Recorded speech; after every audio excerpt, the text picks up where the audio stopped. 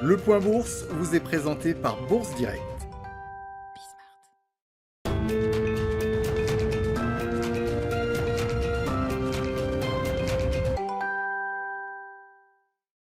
La tendance est à présent aux alentours de l'équilibre sur le CAC 40 avant l'ouverture des marchés américains. Marché américain attendu à l'équilibre également de leur côté, à en croire les contrats futurs sur les indices. Pour rappel, hier, le Dow Jones perdait 0,29% à 33 430 points.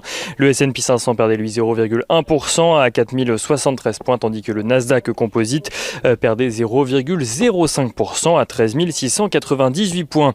L'actualité des marchés qui est surtout européenne depuis ce matin dans l'attente de la publication des minutes de la Fed ce soir. Les investisseurs donc européens qui ont découvert ce matin les indices PMI définitifs en zone euro, des indices PMI supérieurs aux premières estimations.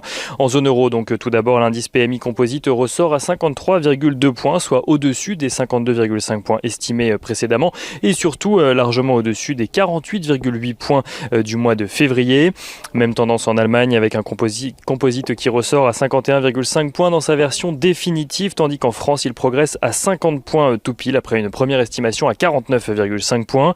Ces PMI définitifs qui mettent en avant une progression du secteur des services dans les pays de la zone euro, même si celle-ci est plus limitée que celle du secteur manufacturier. Il n'en reste pas moins que l'indice des services dépasse le seuil des 50 en Allemagne, mais s'en rapproche dans le reste des pays de la zone euro et notamment en France. Au-delà des PMI, les investisseurs attendent, on le disait, les minutes de la Fed qui devraient donner un petit peu plus de détails sur la stratégie de la Réserve fédérale vis-à-vis du calendrier anticipé par les différents gouverneurs de la Fed en matière de remontée des taux.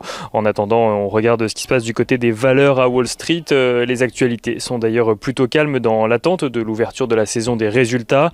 La prudence devrait donc être de mise sur les marchés dans les prochains jours. La question étant de savoir si les résultats valident que la reprise économique au niveau macro, la reprise économique anticipée au niveau macroéconomique se reflète effectivement dans les résultats des entreprises.